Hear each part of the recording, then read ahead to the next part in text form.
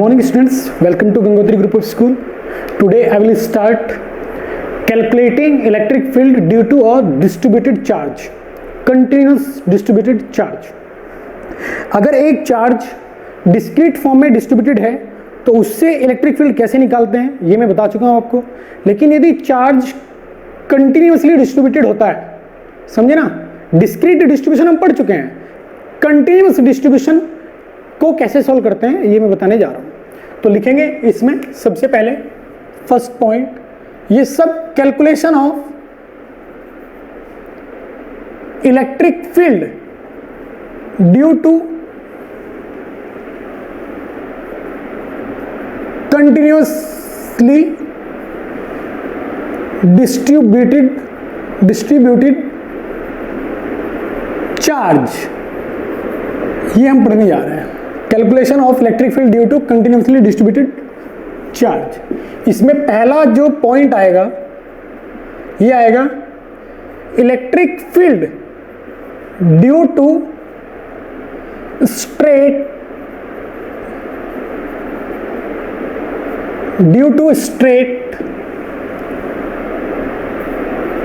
Uniformly charged wire, इसकी वजह से आएगा।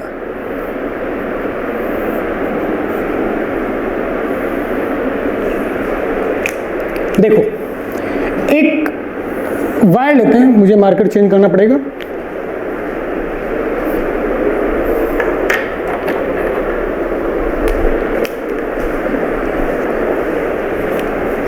एक स्ट्रेट वायर लेते हैं, ये वायर लिया मैंने स्ट्रेट AB, इस पर चार्ज है, charge per unit length lambda है, यूनिट लेंथ पर चार्ज लैम्डा है, ये दिया गया है।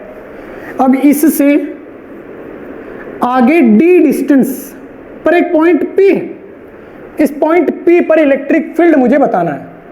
सभी लोग ध्यान से सुनेंगे, कैसे करेंगे। देखो मैं जानता हूं कि इलेक्ट्रिक फील्ड एक पॉइंट चार्ज की वजह से कैसे निकाला जाता है। सबसे बेसिक फॉर्मूला पॉइंट चार्ज की वजह से इलेक्ट्रिक फील्ड क्या होता है ये मैं जानता हूं। डिस्ट्रीब्यूटेड चार्ज की वजह से क्या होता है ये नहीं मैं जानता हूं। तो मैं यहां क्या करूंगा, एक एलिमेंट लूंगा जिससे कि मैं जो बेसिक डेफिनेशन होती है इलेक्ट्रिक फील्ड की, KQ/R², पॉइंट चार्ज के लिए जो फॉर्मूला होता है उसको अप्लाई कर सकूं। क्लियर।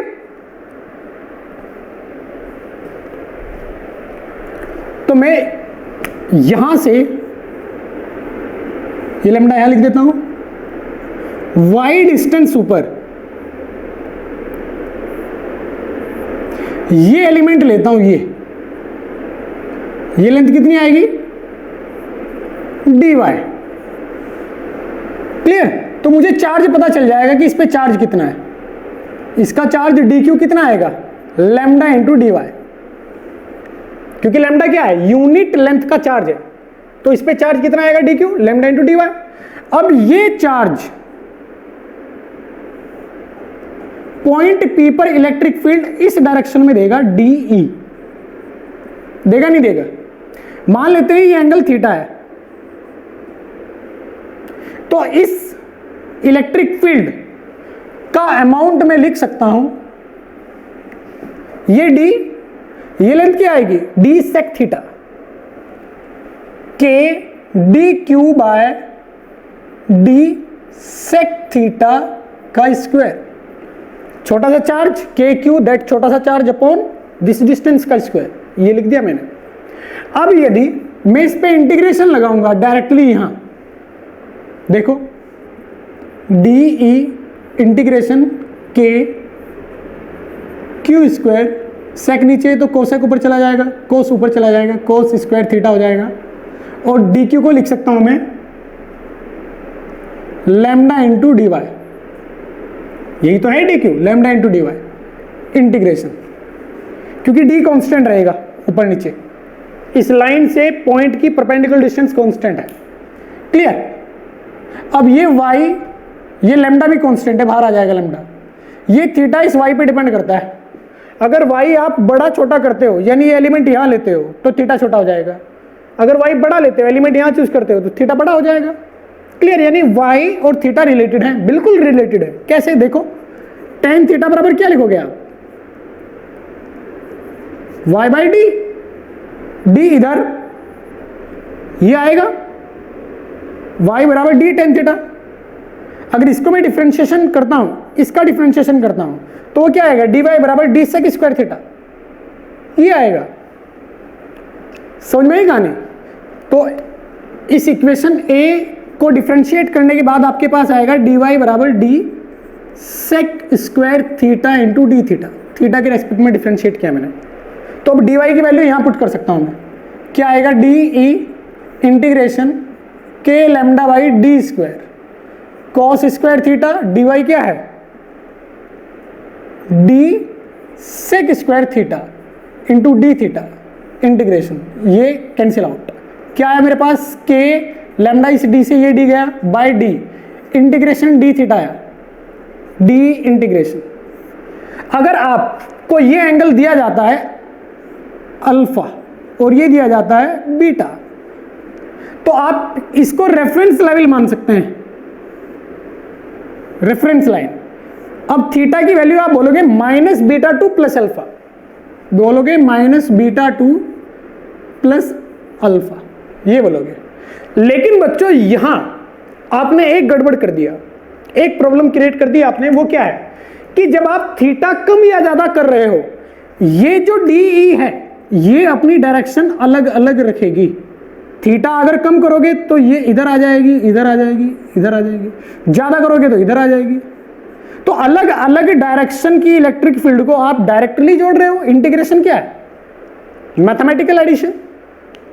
क्या अलजेब्रिक एडिशन वेक्टर के साथ किया जाता है? नहीं, वेक्टोरियल एडिशन किया जाता है। तो ये आंसर आपको गलत देगा। इसलिए आपको क्या करना चाहिए? आपको ये करना चाहिए कि हम पहले डी ई जो है डी करेंगे बिल्कुल सेम।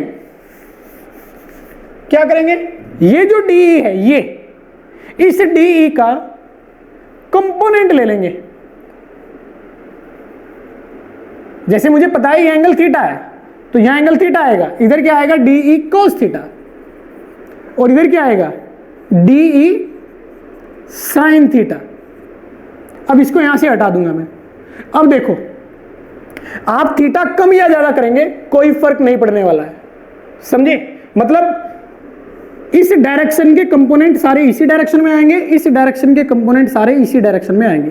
अब इस डायरेक्शन के कंपोनेंट को मैं इंटीग्रेशन से जोड़ सकता हूं, क्योंकि ये सारे वेक्टर एक डायरेक्शन में है, और एक डायरेक्शन के वेक्टर को इंटीग्रेशन से जोड़ा जा सकता है।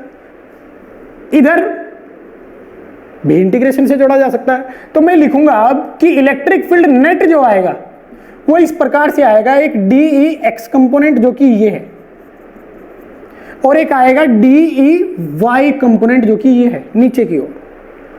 Clear? D E X component plus D E Y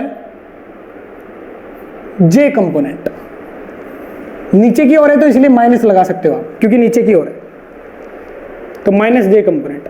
अब आप इस डी ई एक्स को अलग से देखो क्या लिखा हुआ है आपने। ये लिखा हुआ है डी ई कोस थीटा, और डी वाई क्या लिखा हुआ है? D E Y D E sine theta. अब आप इस डी ई को वैसे कैलकुलेट करना स्टार्ट करो जो मैंने अभी बताया था, बिल्कुल सेम आएगा डी ई। आप ऐसे बोलोगे कि ये डी ई क्या था जो यहां आया था? डी ई वो था डी ई के क्यू, क्यू कितना है? Lambda into D Y upon D sec square theta, ये था डी।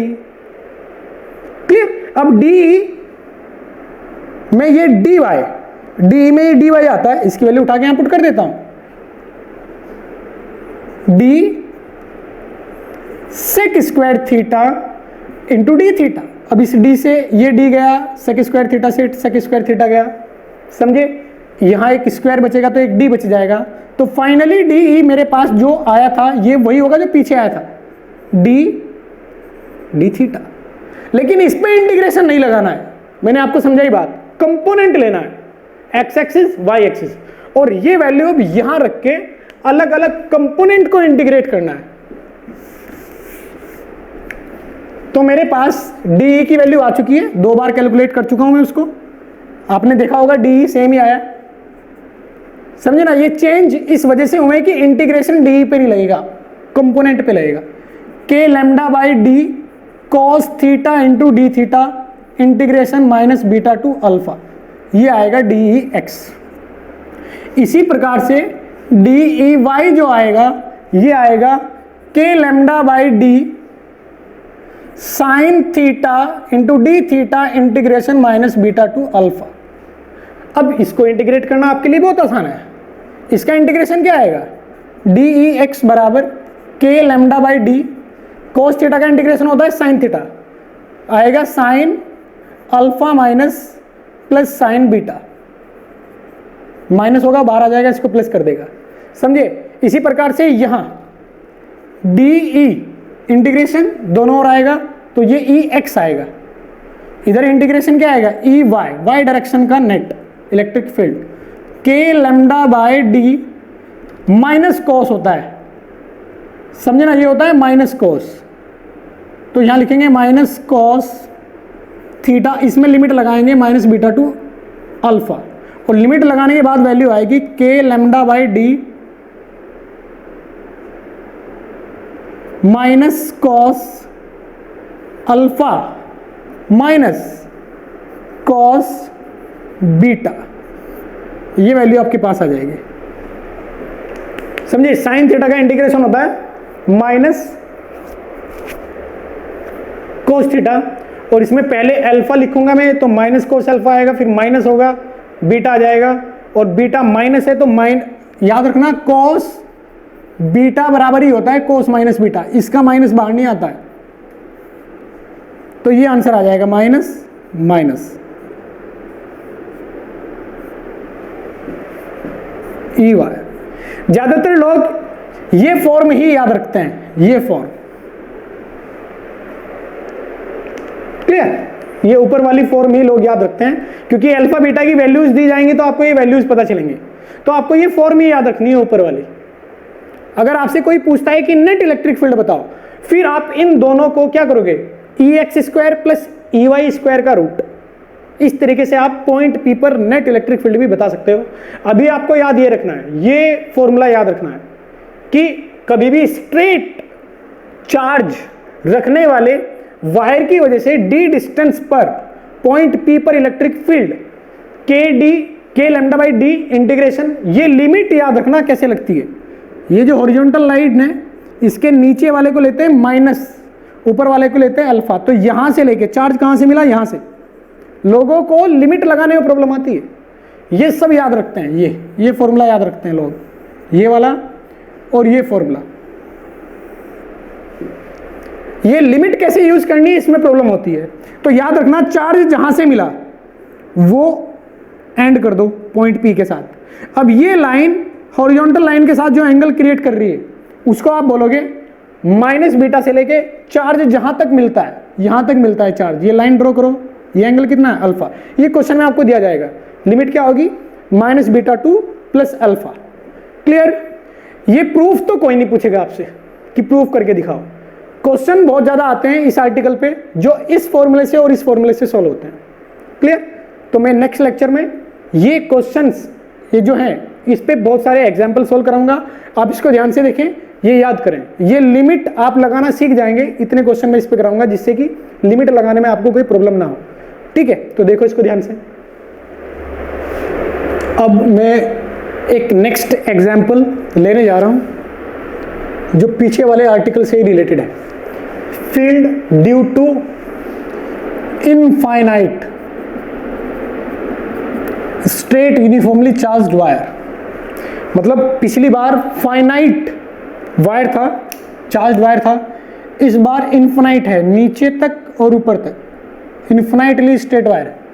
इसके आगे एक पॉइंट रखा हुआ है डी डिस्टेंस पर पी, तो इस पर कितना, ये जो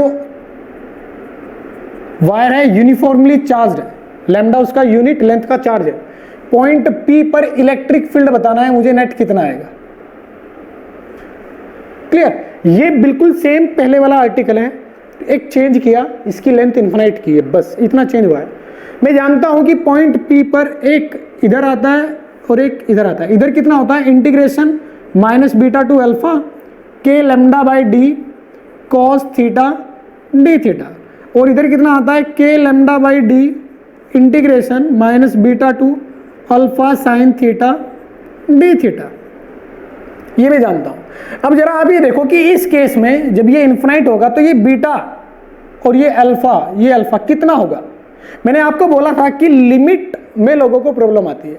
आप देखो कि इसका नीचे वाला पॉइंट की लाइन यदि मैं इसके मिलाता हूं तो वो लाइन कहां मीट करेगी, ऐसे पॉइंट P को इसके नीचे वाले एंड, इस लाइन के नीचे वाले एंड से अगर मैं मिलाना चाहता हूं तो वो लाइन पैरेलल आएगी इसके, तो एंगल कितना आएगा π/2। और ऐसे ही इसके ऊपर वाले पॉइंट जो फाइनल पॉइंट होगा उस पॉइंट को P से मिलाना चाहूं तो वो लाइन कैसे आएगी, पैरेलल आएगी। हम कहते हैं ना पैरेलल लाइन कहां मीट करती है, इन्फिनाइट में मीट करती है। तो यहां से लाइन अगर मैं इसके फाइनल एंड से मिलाना चाहूंगा तो ये लाइन पैरेलल आएगी इसके, तो ये एंगल कितना हो जाएगा π/2। तो मुझे पता चला कि बीटा और अल्फा दोनों क्या है, π/2 है।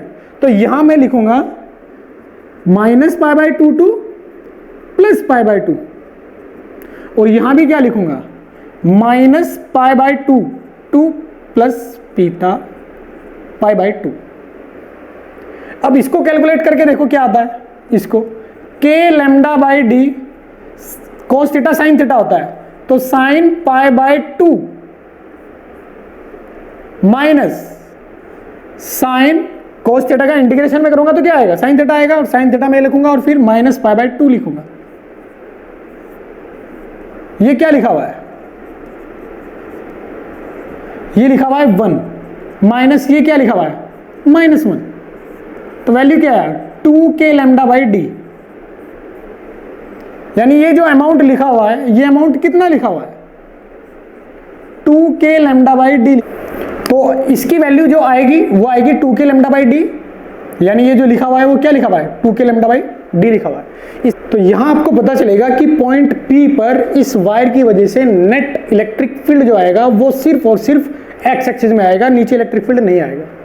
तो इस टाइप के आर्टिकल में किस तरीके से जो बीटा और अल्फा की वैल्यू है वो आपको मैनिपुलेट करनी है, समझना, ये आपको समझना पड़ेगा। पिछले वाला आर्टिकल का ही यूज है।